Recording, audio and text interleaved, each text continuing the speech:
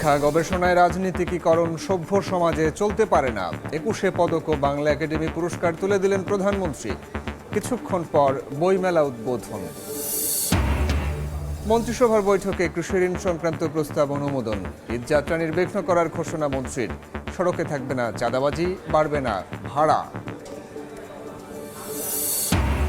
বাংলাদেশ ব্যাংকে নতুন গভর্নর মুস্তাকুর রহমান বললেন, আগে কাজ পরে কথা। কর্মসংস্থান তৈরি, মূল্যস্ফীতি ও উচ্চ সুদহার নিয়ন্ত্রণে গুরুত্ব।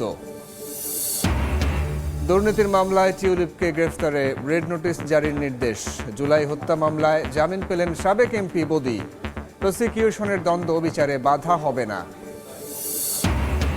এবং কক্সবাজারে সিলিন্ডার বিস্ফোরণে ধ্বংসস্তূপ ফিলিং স্টেশন, দগ্ধ ১৫, আশঙ্কাজনক ৬।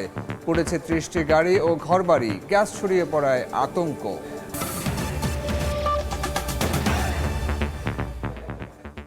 সময় সংবাদের সঙ্গে আছি আমি সাইফুল রুদ্র।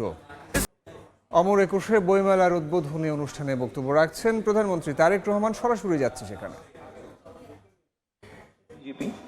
সংস্কৃতি কর্মী, সুশীল সমাজের সম্মানিত প্রতিনিধিবৃন্দ এবং বাংলা একাডেমি ফেলো সদস্য, জীবন সদস্য ও অভ্যাগত সুধী, আসসালামু আলাইকুম। বাংলা একাডেমির আয়োজনে ১৯৭৮ সাল থেকে চালু হওয়া অমর ২১শে বইমেলা এখন জাতীয় মেধা মননের প্রতীকে পরিণত হয়েছে। ভাষার মাস ফেব্রুয়ারির শুরু থেকে বইমেলা শুরু হওয়ার কথা থাকলেও এইবার নিয়মের কিছুটা ব্যত্যয় ঘটিয়ে দেশের চলমান রাজনৈতিক বাস্তবতায় নির্ধারিত সময় বেশ কিছু সময় পার হওয়ার পর আজ আনুষ্ঠানিকভাবে বইমেলা শুরু হলো। বিশ্বের অনেক দেশেই বইমেলার আয়োজন হয়, তবে আমাদের বইমেলা অন্য দেশের বইমেলার মতো নয়। আমাদের বইমেলা আমাদের ভাষার অধিকার আদায় এবং বাংলাকে রাষ্ট্রভাষা হিসাবে প্রতিষ্ঠার স্মারক হিসাবে চিহ্নিত। তবে প্রতি বছর মেলার আকার আয়তন বাড়লেও সেই হারে মনে হয় গবেষণাধর্মী বই প্রকাশিত হচ্ছে কিনা, কিংবা মানুষের বই পড়া অভ্যাস বাড়ছে কিনা, এই বিষয়গুলো নিয়েও বর্তমানে মনে হয় চিন্তা ভাবনা করার অবকাশ আছে। বই পড়ার গুরুত্ব সম্পর্কে নতুন কিছু করে বোধহয় বলার নেই। জার্মান দার্শনিক মার্কুস সিরেরের একটি উক্তি এখানে আমি খুব প্রাসঙ্গিক মনে করি। তিনি বলেছিলেন, খুব সম্ভবত আরেকজন বক্তা মনে হয় একই কথা বলেছেন ওনার বক্তব্যে। মার্কুস বলেছিলেন, বই ছাড়া ঘর আত্মা ছাড়া দেহের মতন। বিজ্ঞানী এবং গবেষকরা বলছেন, বই শুধুমাত্র বিদ্যা শিক্ষা কিংবা অবসরের সঙ্গী নয়, বরং বই পড়া মস্তিষ্কের জন্য এক ধরনের ব্যায়াম। সম্মানিত উপস্থিতিবৃন্দ, গবেষণায় দেখা গিয়েছে নিয়মিত বই পড়ার অভ্যাস মস্তিষ্কের কোষগুলোর মধ্যে নতুন সংযোগ তৈরি করে, যেটি মানুষের স্মৃতিশক্তি এবং জাজমেন্ট ক্ষমতা বা বিশ্লেষণী ক্ষমতা বাড়ায়। এমনকি আলজাইমার বা ডিমেনশিয়ার মতন রোগের ঝুঁকিও ক্ষেত্র বিশেষে কমিয়ে নিয়ে আসে। তবে বর্তমান সময়ে তথ্য প্রযুক্তি মানুষের বই পড়ার অভ্যাসে মনে হয় প্রধান বাধা হিসাবে দেখা দিচ্ছে। বিশেষ করে ইন্টারনেট আসক্তি তরুণ প্রজন্মকে খুব সম্ভবত বই বিমুখ করে তুলছে ধীরে ধীরে। ইন্টারনেটে অবশ্যই বই পড়া যায়, তবে গবেষকরা বলছেন, বইয়ের পাতায় কালো অক্ষরে লেখা বই পড়ার মধ্যে যে জ্ঞানের গভীরতা উপভোগ করা যায়, সম্ভবত একইভাবে দিনের পর দিন কম্পিউটারে মনিটরে ডুবে থেকে জ্ঞানার্জন হয়তো সম্ভব, তবে শরীরে এবং মনোজগতে এর একটা সাইড এফেক্ট বা পার্শ্ব প্রতিক্রিয়ার প্রভাব রয়ে যায়। যুক্তরাজ্য কিংবা কানাডার মতন অনেক উন্নত দেশের বিশ্ববিদ্যালয়ে গবেষকরা বলছেন, ইন্টারনেট ব্যবহারের আসক্তি পড়াশোনার প্রতি শিক্ষার্থীদের আগ্রহ হারিয়ে ফেলার তীব্র ঝুঁকি তৈরি হয়েছে। সময়ের প্রেক্ষিতে জনজীবনে ইন্টারনেট হয়তো অনিবার্য অনুষঙ্গ হয়ে উঠলেও এর নেতিবাচক দিকগুলো সম্পর্কে আমাদেরকে অবশ্যই সচেতন হতে হবে। এর সম্পর্কে সচেতনতা বাড়ানো প্রয়োজন বোধ হয়। বিশেষ করে বইয়ের প্রতি তরুণ প্রজন্মের আগ্রহ বাড়ানোর উপায় আমাদেরকে বের করতে হবে। সম্মানিত সুধীবৃন্দ, বিশ্বের 102টি দেশের নাগরিকদের পাঠ অভ্যাস নিয়ে গত একটি জরিপ প্রকাশিত হয়েছিল। অস্ট্রেলিয়া ভিত্তিক সিইও ওয়ার্ল্ড ম্যাগাজিন জরিপের ফলাফল বলছে যুক্তরাষ্ট্রের নাগরিকরা বই পড়ার শীর্ষে রয়েছেন। সর্বনিম্ন তালিকায় রয়েছেন, ভয় পাবার কিছু নেই, এটি বাংলাদেশ নয়। সর্বনিম্ন তালিকায় রয়েছে আফগানিস্তান। তবে বই প্রেমীদের এই তালিকায় আনফরচুনেটলি 102টি দেশের মধ্যে বাংলাদেশের অবস্থান 97তম। উদ্বেগের বিষয়, ভয় পাবার বিষয় নয়। বাংলাদেশের একজন মানুষ গড়ে বছরে 3টির মতন বই পড়েন, আর বই পড়ার পেছনে ব্যয় করেন বছরে গড়ে 62 ঘন্টা। সুতরাং অমর একুশে বইমেলা শুধুমাত্র একটি নিছক উৎসবই বোধহয় মনে করা ঠিক হবে না, বরং এই মেলা আমাদেরকে আরো কিভাবে বই প্রেমী করে তুলতে পারে সেটি নিয়েও বোধহয় আমাদের কাজ করার অবকাশ রয়েছে। নিয়মিত বই পড়া আগ্রহী করে তুলবে আজকের এই বই মেলায় দাঁড়িয়ে, এটি আমরা সকলে প্রত্যাশা করতে পারি।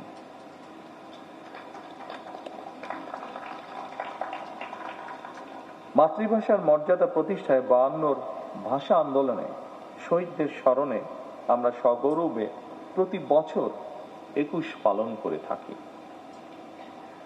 দিবসটি এখন শুধু আর বাংলাদেশের নয়, অমর একুশে এখন আন্তর্জাতিক মাতৃভাষা দিবস হিসাবে সারা বিশ্বেই পালিত হচ্ছে।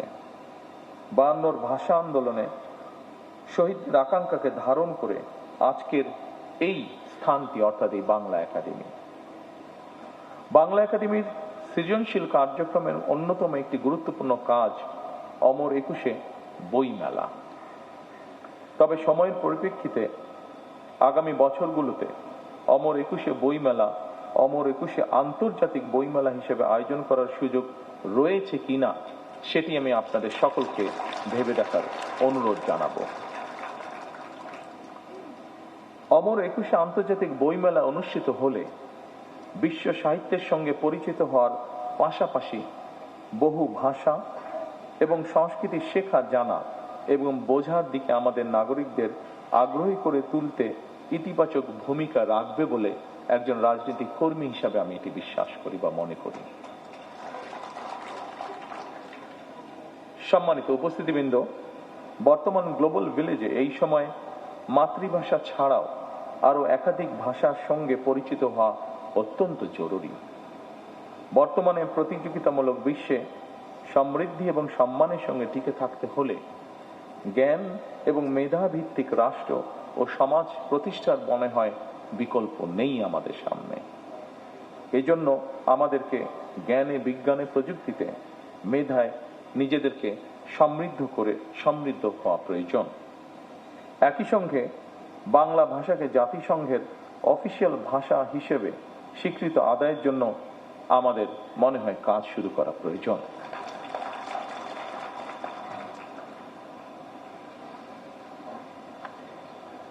সম্মানিত উপস্থিতিবৃন্দ, ফ্যাসিবাদ মুক্ত বাংলাদেশের জনগণের সরাসরি ভোটে নির্বাচিত হয়ে বাংলাদেশে একটি গণতান্ত্রিক সরকার তার যাত্রা শুরু করেছে। জনগণের প্রতি জবাবদিহিমূলক এ সরকার দেশটাকে জ্ঞানের আলোয় আলোকিত করতে চায়। অমর একুশে বই মেলা কেবল বই বেচাকেনার মেলা নয়, বরং এই মেলা হয়ে উঠুক শিক্ষা এবং সংস্কৃতি বিকাশের সূতিকাগার। অমর একুশে বইমেলা কেন্দ্র করে বাংলা একাডেমি মাসব্যাপী আলোচনা অনুষ্ঠান, সাংস্কৃতিক পরিবেশনা এবং বিশেষ করে শিশু কিশোরদের চিত্রাঙ্কন, সঙ্গীত ও আবৃত্তি প্রতিযোগিতা যে আয়োজন করে, এইসব উদ্যোগ নতুন প্রজন্মের সামনে তাদের সুপ্ত প্রতিভা বিকাশের সুযোগ তৈরি করে দেয়। এভাবেই বইমেলা হয়ে উঠুক আমাদের সকলের মিলন মেলা, প্রাণের মেলা। বইমেলা শুধু একটি নির্দিষ্ট মাসে বাংলা একাডেমি প্রাঙ্গণ ও সোহরাওয়ার্দী উদ্যানে সীমাবদ্ধ না রেখে বরং সারা বছর দেশের সব বিভাগ, জেলা ও উপজেলায় আয়োজিত করা যেতে পারে। এ ব্যাপারে বই প্রকাশকগণ উদ্যোগী হয়ে ভূমিকা রাখতে পারেন বলে আমি মনে করি এবং সরকারের পক্ষ থেকে যদি সহযোগিতার কোনো অবকাশ থাকে অবশ্যই বর্তমান সরকার সেখানে এগিয়ে আসবে। একই সাথে এই ব্যাপারে সংস্কৃতি বিষয়ক মন্ত্রণালয় আপনাদেরকে নিশ্চয়ই প্রয়োজনীয় সহযোগিতা দিতে প্রস্তুত রয়েছেন। প্রিয় সুধীবৃন্দ, জাতির মননের প্রতীক বাংলা একাডেমি আমাদের তরুণদের মেধা ও মনন বিকাশের জন্য বিভিন্ন পদক্ষেপ হাতে নিয়েছে। এর মধ্যে বিভিন্ন মেয়াদী গবেষণা বৃত্তি, তরুণ লেখক প্রশিক্ষণ কর্মসূচি এবং আন্তর্জাতিক সেমিনার আয়োজন। এই ধরনের উদ্যোগ বাস্তবায়নের মাধ্যমে উত্তর প্রজন্মকে বাংলা ভাষা ও দেশজ সংস্কৃতির মূল ধারার সঙ্গে যুক্ত করার চেষ্টা ভবিষ্যতে আরো সম্প্রসারিত হবে ইনশাআল্লাহ। বাংলাদেশের সমৃদ্ধ সাহিত্য, ইংরেজি সহ নানা বিদেশি ভাষায় অনুবাদের কার্যক্রম বাংলা একাডেমি পরিচালনা করছে। আমি দৃঢ়ভাবে আশা করি এই কার্যক্রম আরো বেগবান হবে ইনশাআল্লাহ এবং আমাদের সমৃদ্ধ সাহিত্যের সঙ্গে বিশ্ব সাহিত্যের পরিচয় আরো দৃঢ় হবে ইনশাআল্লাহ। সম্মানিত উপস্থিতি, এই জন্যই আমরা বলি সবার আগে বাংলাদেশ।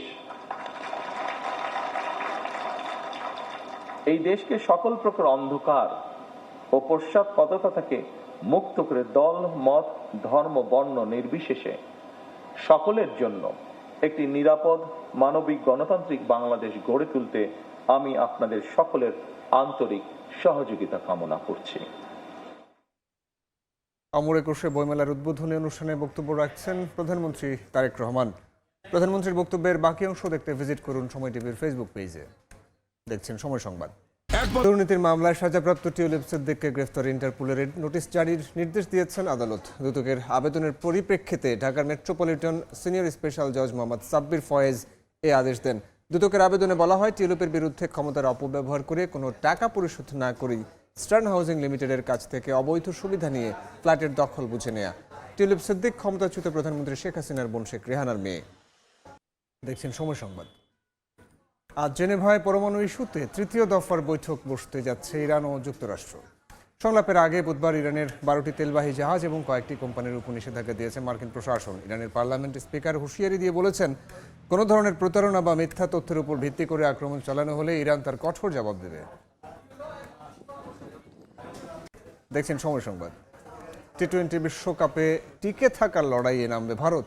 ডিফেন্ডিং চ্যাম্পিয়নদের প্রতিপক্ষ জিম্বাবুয়ে। চেন্নাইয়ে ম্যাচ শুরু হবে সন্ধ্যা 7:30টায়। সাউথ আফ্রিকার বিপক্ষে বড় ব্যবধানে হারায় জটিল হয়েছে ভারতের সেমিফাইনালের সমীকরণ।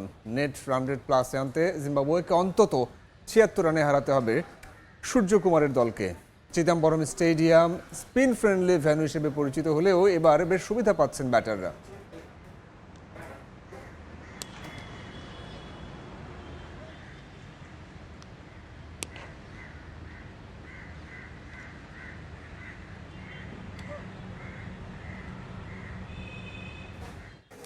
এ ছিল বিকেল 3টার সময় সংবাদে। এরপর আন্তর্জাতিক সময় নিয়ে সঙ্গে থাকবেন সহকর্মী তোহা খান তামিম। রুদ্র, আপনাকে ধন্যবাদ। আন্তর্জাতিক সময় নিয়ে সঙ্গে আসছি কিছুক্ষণ পর। সঙ্গে থাকুন সময়ের।